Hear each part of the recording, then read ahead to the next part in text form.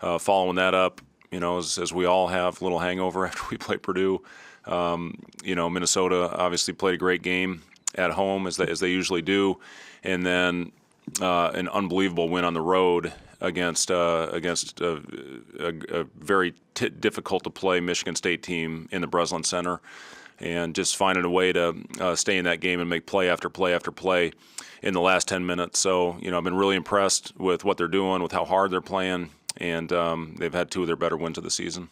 How much, when the team looks as different as they do now, how much can you use from the first time you played them? Yeah, you can always use, we always go back and watch the first games as they have as well, and you just try to figure out adjustments. Their defensive coverages for the most part have been pretty much the same. It's hard to really flip, in a short amount of time when you have a change in the middle of a season.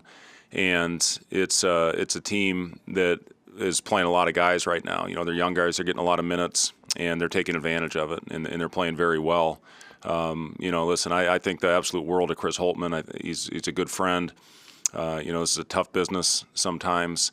And, Chris did some really good things at his time at Ohio State, and he's going to be on his feet in no time, leading another program. And, unfortunately, these things happen in this business. It's happened to me. And, you stay strong, you bounce back, and, he'll be back at the top in no time. And, with them, again, what I've seen right now, when you go through something like that, just the emotions that your team goes through. And, again, these guys, I've been really impressed with how they've handled all that and playing their best basketball of the season right now. Rink led Ohio State up 34 in the first meeting. The last couple games, his shooting has struggled a little bit. I guess, you notice anything with him, and how do you get him back to more scoring threat? Yeah, Rink's going to be fine. He's shooting the ball very well in practice, and we've struggled shooting the ball as a group for these last couple games, and I'm confident we'll get it going again. The thing that I've been really pleased with our team, since February 1st, we've had the number one defense in the country. I think second is Houston. So we've really been doing a good job on that end of the floor, keeping ourselves in games when the ball hasn't gone to the basket, and it's pretty rare in this business when you shoot under 40% and you win a game by 18 points. So I think that shows the commitment that our guys have shown on that defensive end, and it's a matter of time. Our guys are too good as shooters. We'll get that lid off, and hopefully we play a complete game on both ends of the floor, and we have a chance to be pretty dangerous if we do that. Juwan Gary has been playing pretty solid as of late, especially coming off of that injury. Just what can you say to his contributions this season? Working back. Yeah, I love Juwan. Even when he's not making shots, he still has a tremendous impact on winning, just with all the little things that he does out there on the floor. And it's great to see his shot going in. He's worked incredibly hard. When he had his shoulder injury last year, that's really all he was able to do, with the left shoulder injury, to work on his form with that right hand, and it's paying off. His balance is better. I think you see a more consistent release point with his shot. He was really on point. I thought his body position was absolutely phenomenal in the last game when he hit those shots and went for a career high. And, Jamarcus is the other one right now that's really helped us with some of the other guys struggling making shots. I still think we made 9 threes the other day with our probably 3 of the top 4 guys not making any. So, I think that shows, again, the versatility of our roster. It's anybody's has the opportunity on any given night to get it going, and we've showed that. We've had different leading scorers in a lot of games, and there's not a lot of teams like that out there. I know this is the time of year where you have your rotation of basically your 8 guys, but how have you seen the others stay engaged? Like you mentioned, Boogie in the huddle at Indiana, things like that. Yeah, I talked about that after that game is how impressed I was when the coaches got done in the huddle. Boogie pulled that group together and had a little session with them before they went back on the floor, and it made a difference. And you can be a leader, and whatever your role is on the court, you still have the ability to be a leader. And Jaron has done a phenomenal job with that in his last year of college basketball. So I told him how much I appreciate him for doing that and getting our guys back on track. It's always, in my opinion, playing this game, coaching this game, it's always better when it comes from a teammate.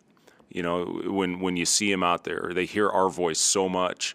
And when you have a teammate looking you in the eye and say, guys, we gotta get going again, in, you know, whatever words that were used when he did that. So, you know, was really appreciative of Boogie going out there when they were going on a tremendous run, and we pushed that thing up to double digits pretty much right away and forced them to call a timeout. You know, it's been other guys as well. And, you know, I talk about the guys that are preparing us every day on the scout team. It's such a thankless role, but it's one of the most important things you can have when you have a group that's committed to going out there and helping prepare your team. And you never know when your name's going to get called. You know, Jamarcus spent time on the scout team. Sam, you know, was a scout team guy for a year and a half. You know, Kale has done a phenomenal job on the scout team, and, you know, a chance to get his name called.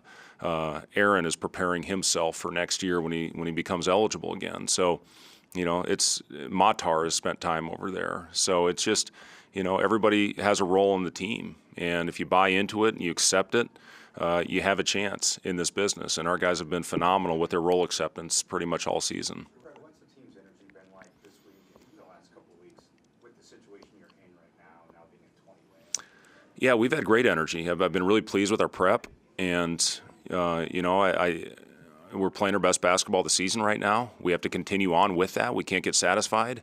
We have to continue to go out there and play together and play with great energy and enthusiasm. And if we do that, we're going to have a chance every time we step on the floor. If we take our foot off the gas, if we slow down, if we exhale, you know, it can go the other way. But I've been really pleased with, you know, it starts with leadership. It starts with the older seniors, getting your guys to come in every day and understand the importance of the prep work. And that's what our guys have been really bought in. And when you look at our defensive numbers and how they've improved the last month to 6 weeks of the season, a lot of that has to do with just how professional they've been, coming in every day, ready to go, understanding the game plan, following, having scout discipline, all those things that it takes to stay in the game when the ball's not falling. And that's what I've been really impressed with this group. How much have you seen this team's confidence in their ability and their roles grow this season, and how is that going to continue to be part of your success? Yeah, it's one of the most important things you have is you know, the guys buying in to, you know, the role that's given to them. And I've seen it pretty much from the start. You know, there's roles that you get that you don't love. I mean, I certainly had roles when I was a player that I didn't like, or you know, but I accepted it and I kept working. And, you know, that's what gives you longevity, I think, in this game.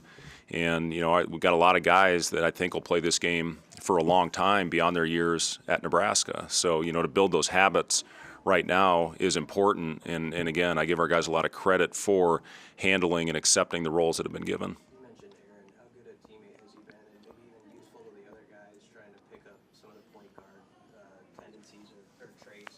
Yeah, Aaron has been awesome, and, you know, it has not been an easy year, obviously, for Aaron. But, you know, he's, as we talked about, all you can do is worry about what you can control.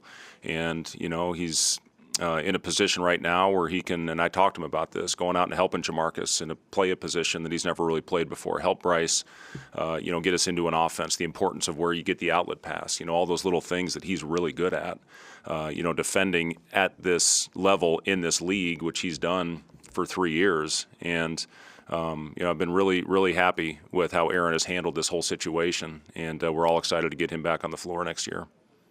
You mentioned it's probably a few months ago, but not really having a true point guard on the team, Jamarcus and Bryce. Just how have you seen those guys adjust to what you ask of them? How does that affect the offense as a whole? Yeah, you know, the luxury this team has is we've got multiple guys that can get us into an offense and initiate our set. And, you know, it doesn't always have to come from the guards. You know, I think everybody sees that Rink is one of the better facilitators as a front court player in not only in the league but in the country. And he's leading us in assists just like Derek Walker did a year ago, just like Royce White did back at Iowa State, like George Niang did, you know, when we had them playing that trail spot in the spread offense. So, you know, to have a guy like that gives us a luxury when we're getting heated up and pressured. You know, Josiah can handle it and get us into an offense as well. So in this system, you don't necessarily need, you know, that one, that true point guard. It helps. You know, when you have that guy to calm things down, when you're really getting heated up, like I think you saw last year, especially when Derek was out early in the season, But I think with what we've asked of with Bryce and with Jamarcus, they've handled it very well, and they've come in and they've learned. We do a lot of film work with those guys, and I'm proud of them. I'm proud of them for playing a position that they've never really played before, and at times have really thrived in that role. Brett, your free throw shooting in February was really good. You had a 100% game at Illinois. There's a couple other times I think you were at or above 90. What can you attribute that to, being so successful at the stretch? I don't know, mental. Is that simple? I think so. Yeah. I mean, I've seen a lot of guys make them in practice, and they get out there in the game, and they miss a couple, and then, it just starts snowballing the wrong direction. And I've seen the other way. You make your first 7 or 8, and then all of a sudden it's easy. And, the guys see that thing going in the basket. So I think free throw shooting is very mental. We, like everybody in the country, all 300, however many teams there are, I promise you, we shoot free throws in practice. But, to simulate that game-type action, it's hard to do. But, I'm pleased and proud of how the guys have stepped up there and made them at a high clip this year. I think we're second in the league, maybe, shame as hell, I don't know. But, I know we've done a better job this year of converting the free ones, and that's important. Speaking of mental, this is the first time you guys have gone into You looking at me? going into a Big Ten road game having won a Big Ten road game. Have you noticed any differences in terms of the confidence in not having that monkey on the back? Not really, Robin. Again, it was great to get that one to know we can do it, and it's we have not changed our preparation. We don't prepare one way at home and different with the game on the road. We try to prep them the same way every time. It was very important. I think everybody knows, the magnitude of us getting a road win in league. We had a great one at Kansas State, but to be able to close one out on the road when we got hit with a tremendous amount of adversity and to find a way to get it. So hopefully that does give us a little bit of confidence to know that we can do it. We're trying to prep the same way and hopefully just go out and continue to play well. It's the good thing about, these last, 4 that we've won by double digits. We've had a few home and we had the one road. So, it shouldn't matter where you're playing. You should have that same energy, the same focus every time you step on the floor. And I hope we do that tomorrow night against a really good team. How dangerous is a team like Ohio State that's not playing for a tournament appearance, but just revitalized and playing? Well, I can promise you they're not talking about that. They've still got a lot of season left, and when you look at their metrics, they're pretty darn good. So I know that in their locker room right now, they're talking about the importance of every game, just like we are, just like Purdue is, just like every team in our league is. So that's. They're dangerous because they're good, and they're playing really good basketball right now. I was talking to, I think, Bruce Weber a couple weeks ago, and he said it's not who you play, it's when you play them. And, these guys are playing the best basketball that they played all year. Thanks, guys.